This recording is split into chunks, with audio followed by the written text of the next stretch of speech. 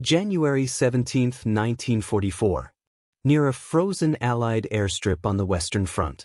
The morning sky hung low and drained of color after months of relentless fighting. Frost clung to sandbags, scattered shell crates, and the chilled frame of a Bofors 40mm gun standing watch over the silent runway. Ground crews moved stiffly through crusted snow, muttering about another restless night while distant engines murmured somewhere above the cloud ceiling.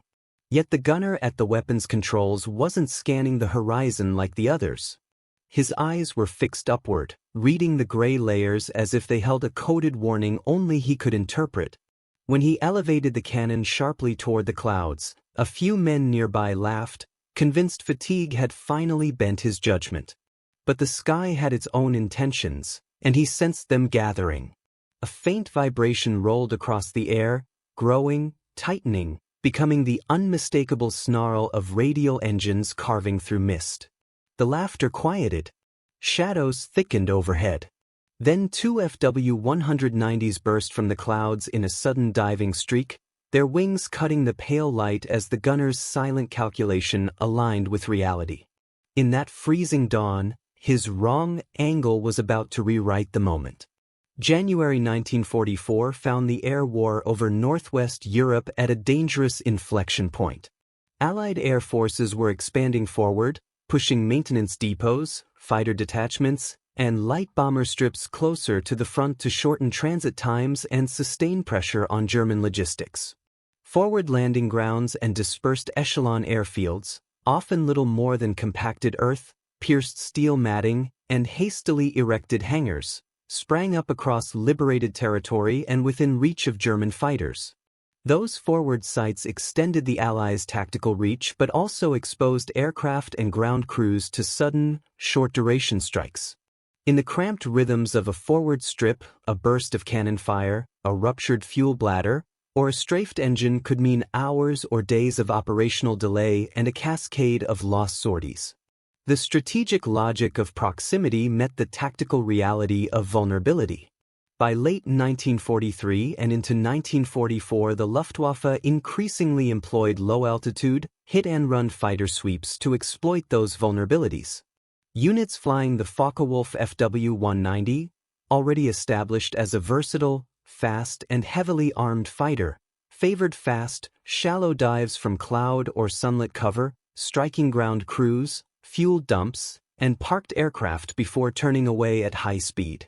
The FW-190's wide center section allowed heavier weapon loads than many Allied fighters. Underwing cannons and machine guns converted a momentary firing window into deadly effects on the ground. Pilots trained to convert concealment into surprise, threading through cloud decks to negate early warning systems and visual observers. In contesting that space, the FW-190 became a feared instrument of tactical shock, and its pilots developed a reputation for brutal efficiency in short, violent ripples over Allied positions. Allied anti-aircraft defenses at forward airstrips were a patchwork of equipment and doctrine. Light automatic weapons, Browning machine guns in twin and quadruple mounts, Oerlikon 20mm and Bofors 40mm guns, formed the backbone of close-in defense. Bofors 40mm pieces were prized for their rate of fire and effective sealing against single-engine fighters, but they placed heavy demands on crews.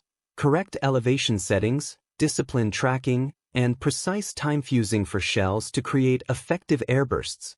Many crews learned from manuals and range tables. Others learned from bitter experience. Radar support existed but was often tuned for larger, higher-flying raids. The brief, low-level strafes that characterized fighter sweeps frequently fell below practical radar thresholds or arrived on such short notice that visual spotting remained decisive.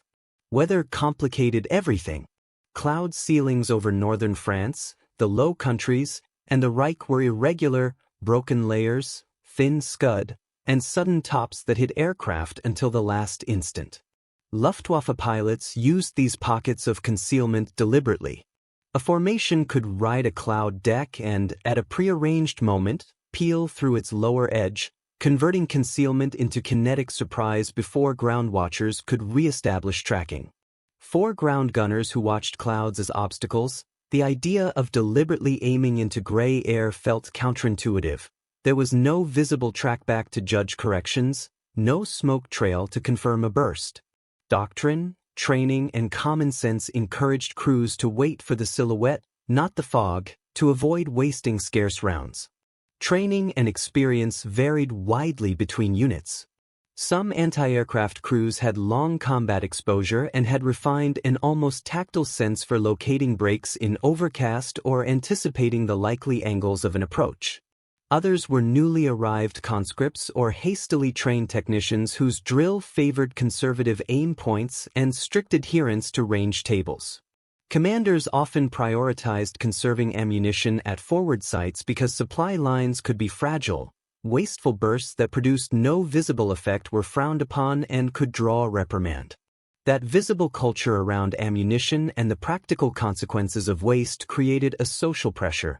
A gunner who elevated into cloud without an observable trace risked ridicule and the charge of recklessness. Pilots and gunners learned to read one another's habits. Predictability bred tactics. Tactics bred countertactics. For many in the rear and on the flight line, aiming at the clouds was an eccentricity that invited scorn. And yet the same conservatism created blind spots that skilled enemy pilots could exploit. These tensions would soon force a painful doctrinal reappraisal. By early 1944, the evolution of anti-aircraft gunnery doctrine across the Allied front reflected a mixture of hard-earned lessons and persistent structural limitations. Radar coverage at forward strips was never fully reliable. Most lighter sets were calibrated for medium-altitude bomber streams rather than low, fast-moving fighters that hugged ground clutter. Visual observers, though trained to read sky conditions, often struggled when layered overcast, drifting fog, or sudden breaks in cloud-distorted depth perception. German pilots understood these weaknesses. Luftwaffe briefing papers and combat reports from Jagdgeschwader units referenced the value of cloud decks as attack curtains, natural barriers that hid a formation's approach vector until the window for reaction shrank to seconds. The Allies responded with additional listening posts, improved coordination between spotters and gun sections, and more emphasis on preset firing arcs around vulnerable airstrips. Yet even with adjustments, the unpredictability of cloud-based approaches continued to generate a tactical asymmetry that favored the attacker. An FW-190 diving from concealment at over 400 miles per hour required instantaneous decisions from gunners whose weapons demanded careful, deliberate lead calculations. This environment produced clashes between formal doctrine and battlefield improvisation. Standard manuals advised crews to hold fire until visual acquisition, partly to conserve ammunition and partly because experience suggested that unobserved bursts rarely achieved hits. But the mathematics of air defense told a more complex story. The Bofors 40mm gun-fired high-velocity shells capable of reaching through cloud layers with enough remaining energy to disrupt or deter an incoming fighter. An airburst above or ahead of a descending aircraft could force a pilot to adjust, breaking the symmetry of his attack run. The challenge was psychological. Firing into a blank cloud bank required confidence in invisible geometry rather than feedback from tracers or silhouettes. Some crews embraced this reasoning, especially those with artillery backgrounds who were trained to trust plotted arcs. Most, however, deferred to visible targets and local norms, traditions shaped by officers wary of waste and gunners who feared ridicule if their intuition proved wrong. These cultural pressures shaped decision-making far more than the theoretical capabilities of the weapons themselves. Historical accounts from Allied ground units operating in Normandy's approach corridors, the Low Countries, and northern France reveal scattered examples of unconventional high-angle fire proving unexpectedly effective. Reports from several Royal Artillery light anti-aircraft batteries describe instances in which bursts fired into broken clouds disrupted FW-190 or Bf-109 dives, forcing attackers to abort or disperse. Yet such outcomes were often dismissed as luck rather than foresight. The lack of clear visual confirmation made it difficult to institutionalize these successes, and doctrinal conservatism prevailed. Manuals remained cautious. Training favored predictable engagement envelopes. Amid this tension between prescribed method and adaptive instinct, certain gunners began developing personalized routines, small habits refined over weeks of observing cloud movement, wind drift, and the rhythm of German fighter sweeps at dawn or dusk.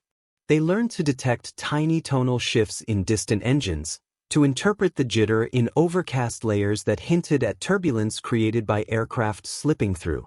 To the untrained eye, these signs seemed meaningless, but to a few practitioners they signaled opportunity.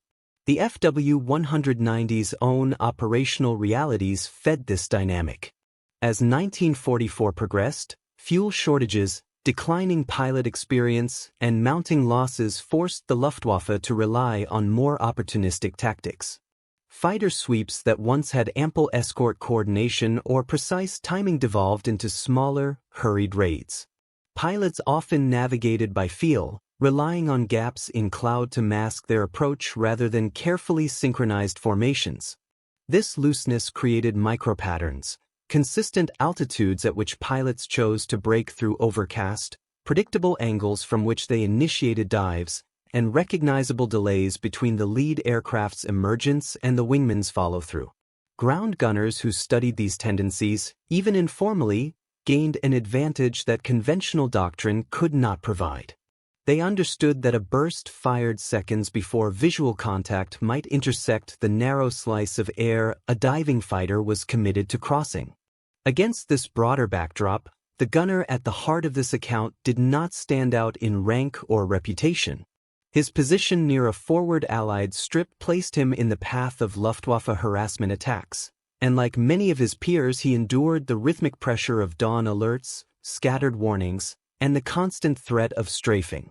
Yet he possessed an uncommon willingness to engage cloud cover as a tactical element rather than an obstacle. He watched the sky not for what was visible but for what was implied, slight darkenings behind thin layers, faint resonances in the air, distortions that hinted at descending aircraft.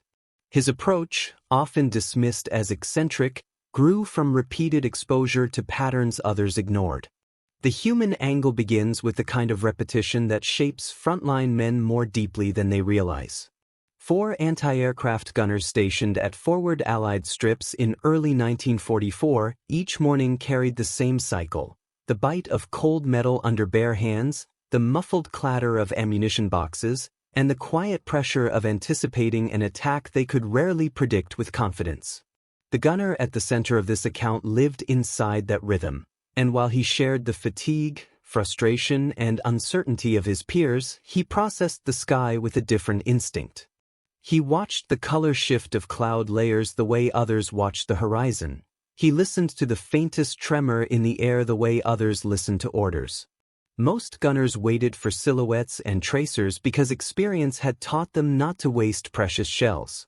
But he studied subtler signs, microvibrations, brief shadows sliding across thin overcast, the almost inaudible growl of engines filtered through moisture and altitude. To his companions, these habits looked like quirks born from stress. To him, they were clues, patterns that repeated in the minutes preceding a Luftwaffe strike. That interpretive instinct produced tension within the crew. Some found it amusing, others odd, yet none expected it to matter in the split-second violence of a real attack. Still, he persisted, carrying quiet confidence shaped by long exposure to the same kind of pre-dawn light, the same cloud formations, the same dangerous silence that usually broke only when it was too late. His readiness came from human intuition sharpened by observation, not theory. The technological angle adds a different dimension to that intuition. The Bofors 40mm gun, while famous for its reliability and firepower, was not forgiving to operators who misread angles or timing. Its shells traveled fast enough to challenge a diving fighter, but they required disciplined lead calculation and a deep familiarity with how the weapon behaved under cold, tension, and rapid traverse.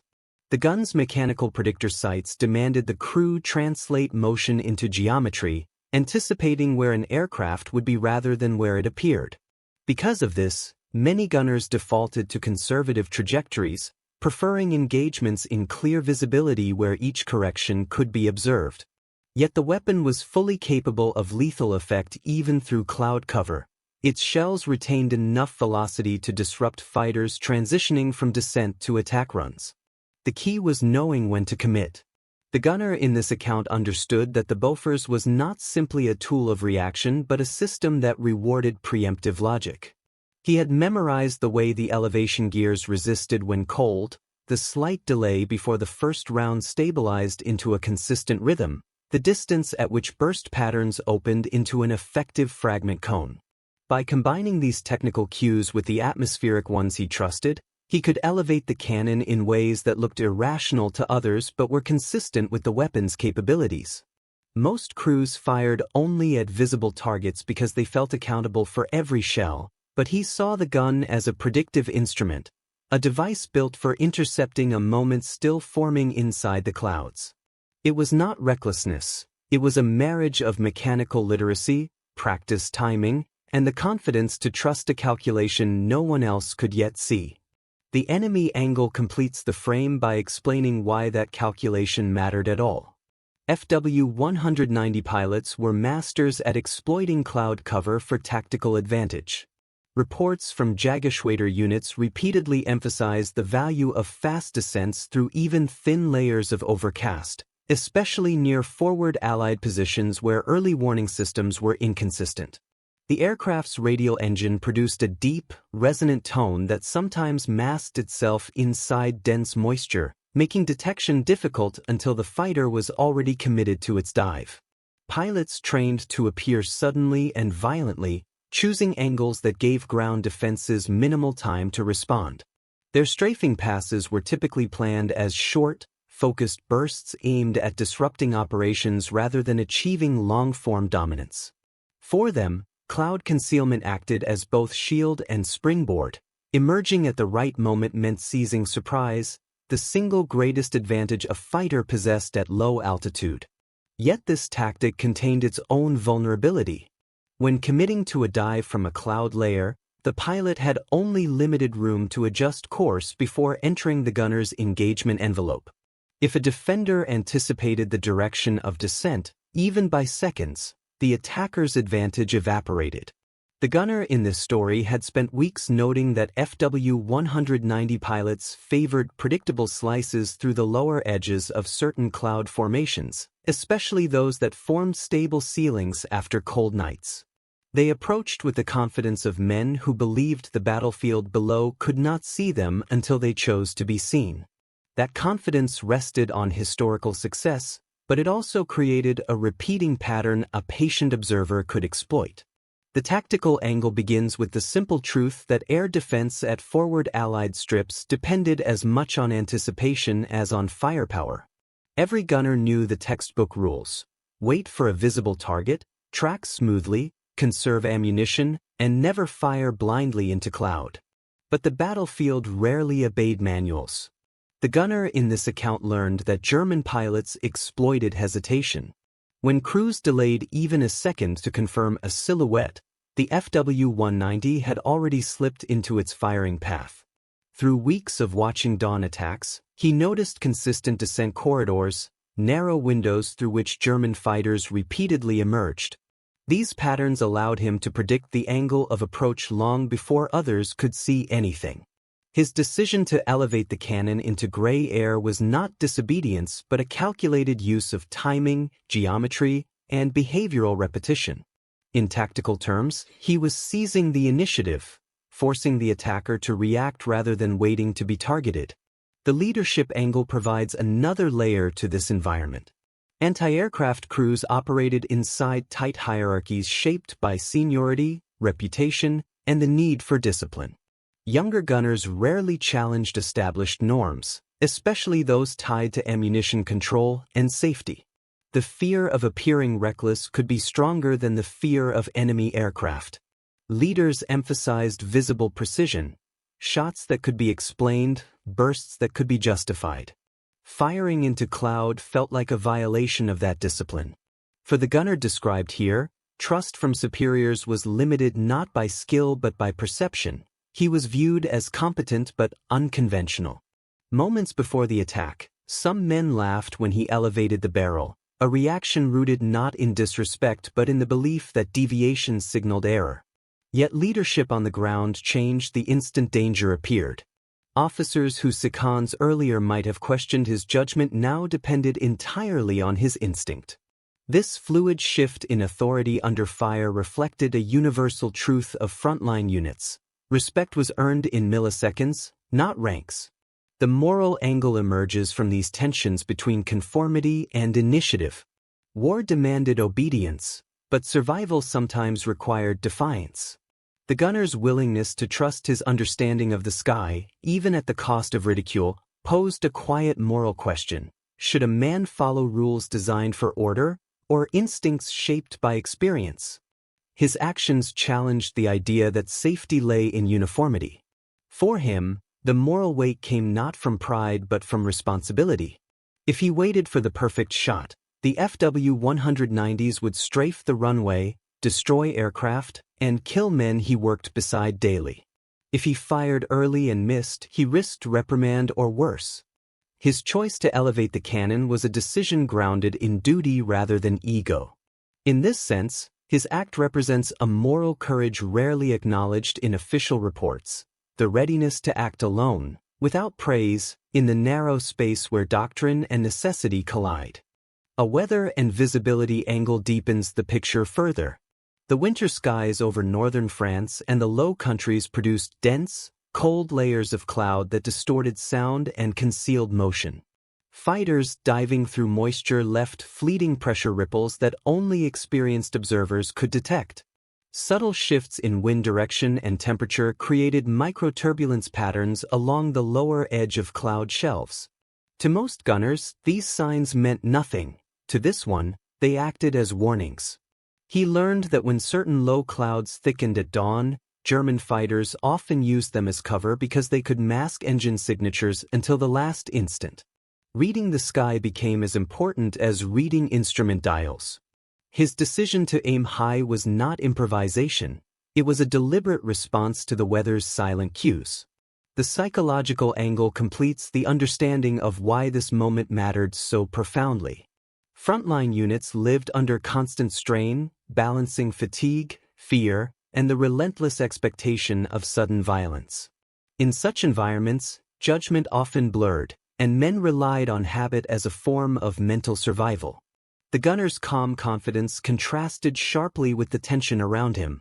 While others scanned the horizon for visible threats, he centered himself on patterns embedded in memory. That psychological steadiness mattered. Under stress, the human mind narrows, clinging to familiar cues and rejecting unexpected information. When he elevated the gun, the laughter from nearby crews revealed a common coping mechanism, humor masking anxiety. But the gunner did not retreat into doubt or defensiveness.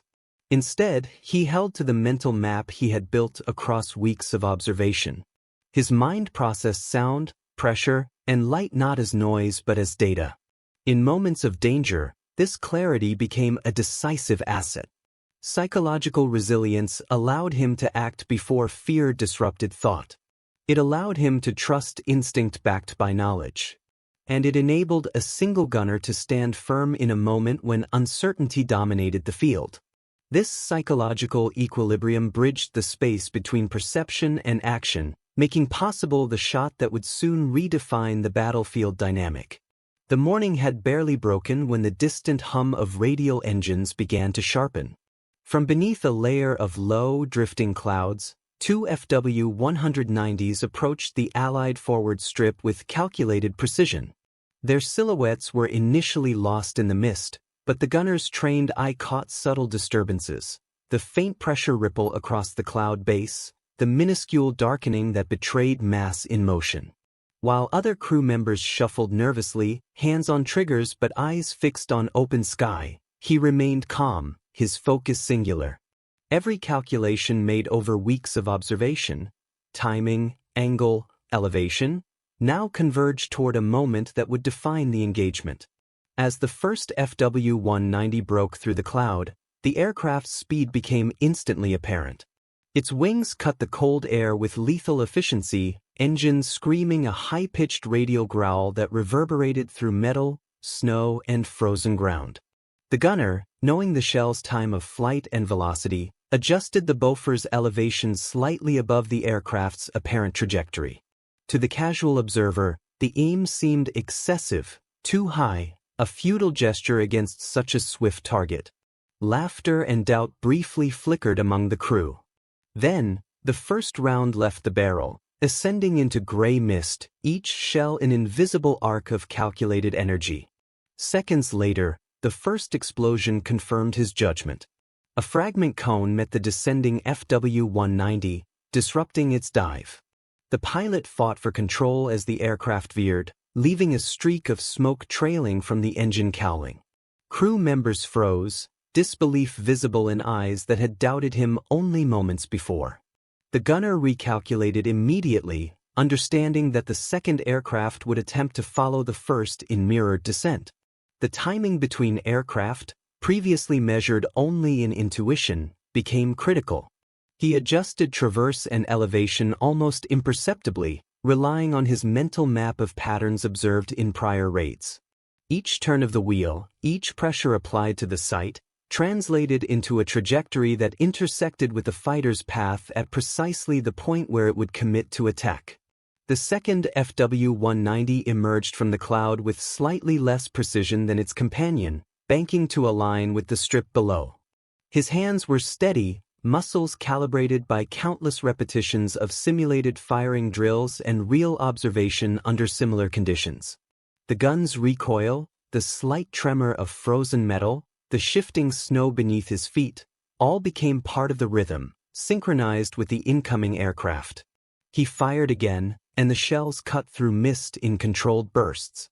The first two rounds barely missed, but the third detonated directly in the aircraft's path. Smoke erupted along the fuselage, fragments piercing the wings. The pilot made desperate evasive maneuvers, but the Bofors timing had accounted for reaction speed, velocity, and the fighter's own roll potential. The aircraft shuddered violently, then descended uncontrollably, its trajectory terminating beyond the perimeter of the strip. Every member of the crew now registered the unfolding reality.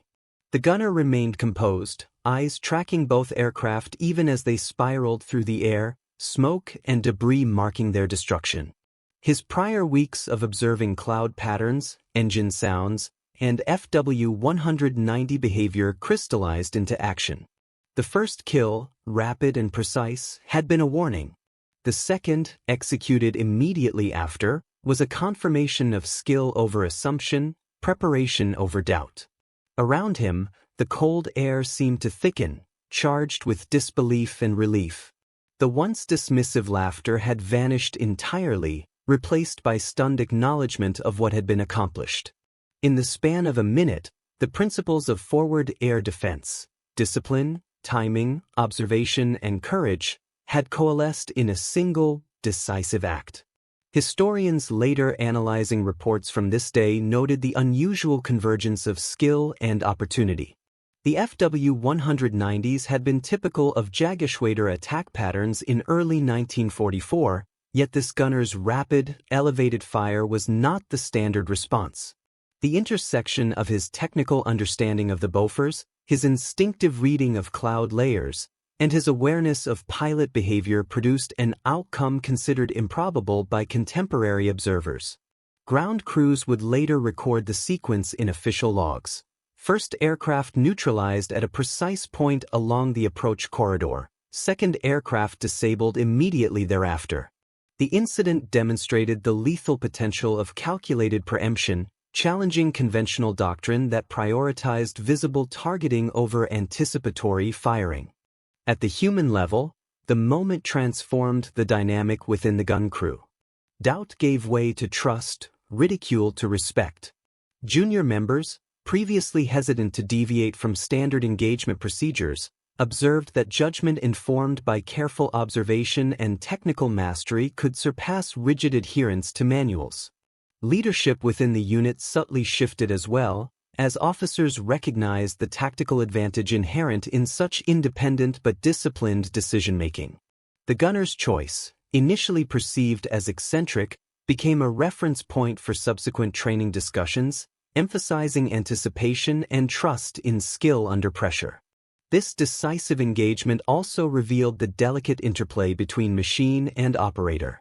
The Bofors 40mm, though capable, demanded precision in timing, angle, and shell control.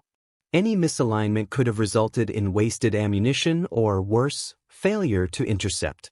By contrast, the FW-190s, designed for speed, agility, and surprise, were formidable opponents in conventional engagements but vulnerable to predictive, well-calculated counterfire. The incident highlighted that technical proficiency coupled with observational insight could effectively neutralize a momentarily superior threat, and that success depended not only on firepower but on the operator's capacity to interpret a dynamic environment instantly and accurately. As the dust and smoke settled over the strip, the gunner maintained his composure, scanning the sky for residual threats. Even in the aftermath of 2 immediate kills, the vigilance required at forward airfields remained absolute. The engagement had lasted only moments, yet within that brevity lay the culmination of months of experience, observation, and disciplined intuition. For historians, the event illustrates the precise intersection of human judgment, mechanical mastery, and environmental understanding. For the gunner himself, it was the embodiment of skill tested under extreme conditions, the realization that preparation, focus, and courage could transform an apparently impossible scenario into a tactical victory. These final seconds of controlled action set the stage for the broader consequences that would follow, leading directly into the aftermath of this unprecedented engagement. The second aircraft, damaged and trailing smoke, attempted evasive maneuvers, banking sharply to avoid the trajectory of the Bofors rounds. Its radial engine screamed under strain, the sound distorted by cloud layers and atmospheric turbulence. The gunner adjusted the elevation slightly higher, anticipating a corrective roll from the pilot. His calculations were instantaneous, a mental overlay of velocity, lead, and expected evasive action. Each burst from the Bofors was timed precisely to intersect the fighter's path within fractions of a second. What seemed impossible to observers, firing into gray, obscured air, was the culmination of repeated exposure to patterns in the sky, meticulous understanding of the gun's firing characteristics, and an almost instinctual read of enemy tactics. The aircraft struggled for control, but the gunner's next series of shells intersected the descending plane. Fragments ripped through fuselage and wing, and the FW-190 shuddered violently. The pilot made last-ditch attempts to stabilize, but momentum and structural damage overwhelmed his efforts. Smoke and debris trailed as the aircraft spiraled downward, finally crashing beyond the perimeter of the forward strip. Around the gun crew, astonishment replaced initial skepticism. Their laughter from earlier moments was gone, replaced by a tense acknowledgement of precision under pressure. For the gunner, there was no time to reflect. Awareness remained fully on the airspace above, anticipating any residual threats that could exploit momentary distraction. This engagement exemplified the deadly synergy between human skill and technical mastery. The Bofors 40mm, though highly capable, required more than mechanical operation. It demanded interpretive judgment and rapid adaptation to shifting variables. The gunner's understanding of projectile trajectory, timing, and the subtle shifts in air density allowed him to preemptively place his rounds where the pilots would inevitably intersect. By accounting for the aircraft's speed, angle, and potential evasive maneuvers, he effectively locked in the outcome before the enemy could react. This approach challenged conventional anti-aircraft doctrine, which favored visible engagement over anticipatory fire.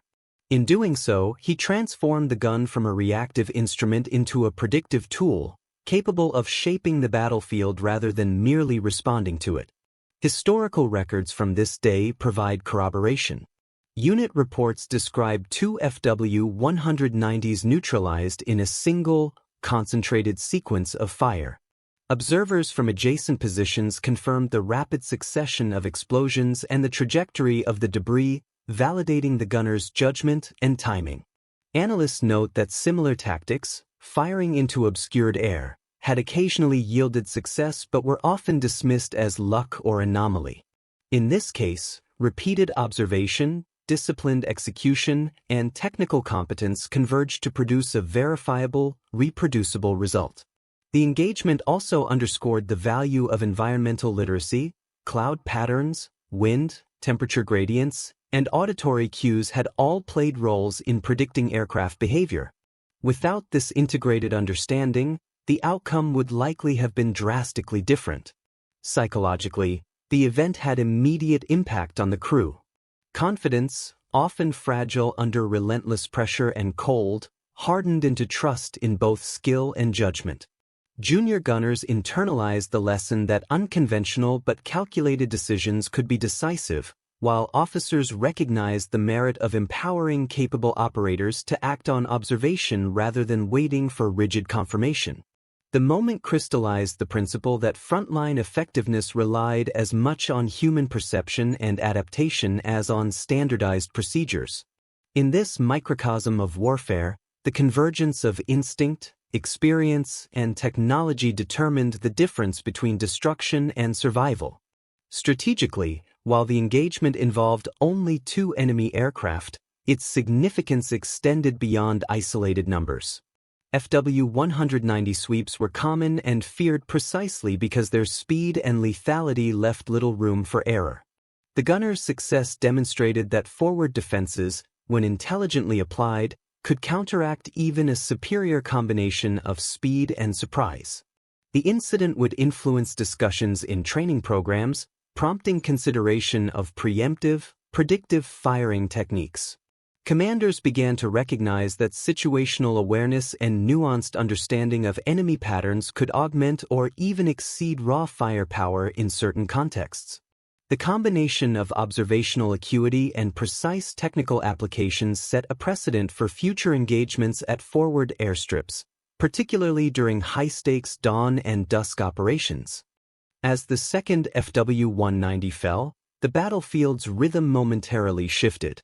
Snow drifted lightly over the frozen earth, the distant hum of other aircraft cutting through silence, and the forward strip remained intact.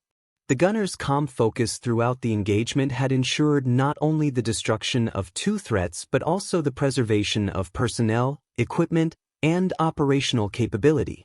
Each fraction of a second, each adjustment of elevation or traverse, had been the difference between destruction and continuity. This episode illustrates how mastery under pressure, reinforced by observation, understanding, and precision, could redefine the apparent limits of defensive capability in the complex, unpredictable environment of forward air operations. In the immediate aftermath, the crew moved to confirm the results. Debris and smoke marked the exact point of impact for both aircraft, allowing reports to be filed with verifiable detail. The gunner remained composed, observing the skies for potential follow-up attacks, aware that success in one engagement did not eliminate risk in another. This measured response reflected a broader principle of sustained vigilance and professional discipline.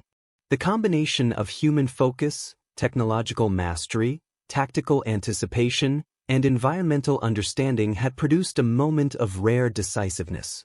It marked a turning point, not only in the immediate skirmish but in the understanding of forward anti-aircraft defense's potential against agile, highly trained opponents. The second aircraft's destruction closed the engagement's immediate loop but opened the wider narrative of consequence.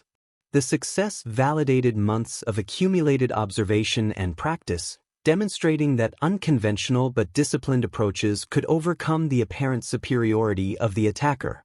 This moment, now preserved in unit logs, eyewitness accounts, and later historical analyses, highlights how individual initiative, grounded in factual understanding and executed with precision, could shape events far beyond its fleeting duration. The silent efficiency of 2 Bofors bursts into cloud would ripple through unit doctrine, influence the perspective of officers, and inspire confidence among crews confronting the constant menace of fast, low-flying enemy fighters. It is a demonstration of the profound impact a single, well-prepared operator could have on both immediate tactical outcomes and broader operational understanding. The immediate aftermath of the engagement was both tense and transformative for the forward Allied strip. Ground crews, previously uncertain and hesitant, now faced the evidence of their comrades' skill. 2 FW-190s neutralized with minimal expenditure of ammunition and no casualties. Reports circulated quickly, documenting the trajectories, shell bursts, and points of impact, establishing verifiable confirmation of the gunner's actions. These records, meticulously filed by the unit's adjutant, would later become part of the operational log, cited in reviews of forward air defense performance. The significance of the action extended beyond the destruction of 2 aircraft.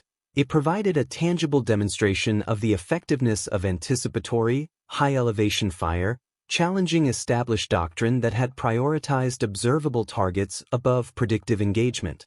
For the crews, this validation carried psychological weight, shifting confidence and reinforcing the potential of initiative under pressure. Morale across the unit experienced a subtle yet immediate boost. Personnel who had observed the engagement firsthand recognized that careful observation, technical mastery, and courage could yield results previously considered improbable. Senior officers acknowledged that training and standard procedures were not always sufficient to counter the evolving tactics of the Luftwaffe. The engagement also highlighted a disparity between theoretical doctrine and practical application. Manuals prescribed measured, visually confirmed fire, but the reality of cloud-covered, low-altitude fighter sweeps demanded a more nuanced approach. This alignment of instinct, skill, and tactical reasoning set a precedent for subsequent operations and informed the leadership's understanding of effective forward air defense. Gunners, engineers, and junior officers alike began to appreciate the value of disciplined deviation from standard practice when informed by experience and observation. Reports from adjacent strips and higher command provided a broader context to the incident. The Luftwaffe's operational records indicate that similar FW-190 attacks occurred frequently during this period, with pilots trained to exploit gaps in radar coverage and visual observation. Yet, in most cases, these attacks produced damage or disruption without loss to the German aircraft. The success of a single gunner in this instance was therefore exceptional. Analysts noted that the combination of environmental awareness, pattern recognition, and technical precision produced an outcome that would have been unlikely under conventional adherence to manual instructions. This incident became a reference for reviewing anti-aircraft doctrine, particularly in the assessment of preemptive targeting and cloud intercept techniques, which had previously been considered secondary or even wasteful. The crew's perception of hierarchy and initiative underwent adjustment. Observers had previously been cautious, adhering strictly to procedural guidance. After witnessing the engagement, officers recognized the tactical merit in empowering trained gunners to make judgment calls based on observation and environmental cues.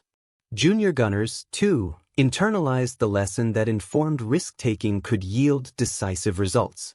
Within the forward strip, the gunner's actions elevated his credibility and reinforced a culture in which expertise and observation were valued alongside rank and seniority. This shift, subtle yet consequential, influenced the way subsequent operations were conducted, emphasizing both the reliability of human judgment and the adaptability required to respond to agile, fast-moving threats. The incident also provided a moment for historical analysis and internal training. Debriefings emphasized that the timing of each shot, the understanding of the Bofors 40mm's trajectory, and the anticipation of the FW-190 pilot's behavior were inseparable from success. Future gunners were trained to read cloud patterns, estimate lead without visual confirmation, and integrate sensory cues, sound, light, and air pressure, into decision-making. The event underscored the importance of continuous observation and disciplined intuition, providing a model for bridging the gap between doctrine and unpredictable battlefield conditions. Finally, the immediate operational impact was clear. Both destroyed aircraft were counted as losses, temporarily reducing Luftwaffe pressure on forward strips in the sector. The preservation of personnel and equipment ensured the continued operational readiness of the forward airfield.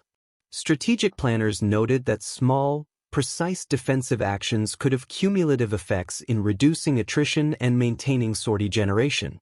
The engagement, while brief, highlighted the intricate interplay between human skill, mechanical capability, tactical insight, and environmental factors. It illustrated how a single operator, through preparation, focus, and courage, could influence both the micro-level of a specific encounter and the broader operational environment of the air war in Northwest Europe. The longer-term consequences of the engagement became apparent in both strategic and psychological terms. The Luftwaffe, already under pressure from attrition, was compelled to reassess the risk-reward calculations of low-altitude fighter sweeps against forward Allied strips. 2 aircraft lost in a matter of moments demonstrated that even highly trained, fast-moving fighters were vulnerable to disciplined, anticipatory defensive fire. Reports from the sector noted that pilots increasingly hesitated before committing to cloud-covered dives, aware that patterns previously exploited could now be anticipated. This single defensive action, while minor in the overall scale of the air war, contributed to incremental changes in Luftwaffe operational behavior, revealing the influence that highly skilled personnel could exert over broader tactical calculations. Within Allied units, the event reinforced evolving doctrine on preemptive fire and observation-based targeting. Lessons drawn from this engagement emphasized that reliance solely on visible acquisition was insufficient in complex weather and operational conditions. Training programs began incorporating exercises focused on pattern recognition, elevation estimation, and environmental interpretation. Emphasis was placed on reading subtle cues, cloud formation, engine sound distortion, and slight visual anomalies, to anticipate aircraft movements before they were fully visible. These adaptations did not replace doctrine but augmented it, bridging the gap between rigid procedural adherence and the adaptive judgment demonstrated by the gunner. The human dimension continued to resonate across the units involved. Crew cohesion strengthened as trust in individual judgment was validated by demonstrable success. Officers became more willing to delegate authority to experienced operators, recognizing that decision-making under pressure required flexibility informed by skill rather than rank alone. Junior personnel internalized the lesson that competence and observational acuity could, in certain circumstances, outweigh strict conformity to standard practice. Morale improved, not only because of the immediate tactical success but because it underscored the broader principle that training, experience, and judgment could decisively shape outcomes in ways previously underestimated. Operational reporting documented the material effects of the engagement. 2 FW-190s eliminated from the immediate combat zone reduced the threat to nearby forward strips, allowing maintenance, refueling, and sortie operations to continue without disruption. Though limited in scale, these tactical victories demonstrated the compounding effect of precise, skilled defensive actions.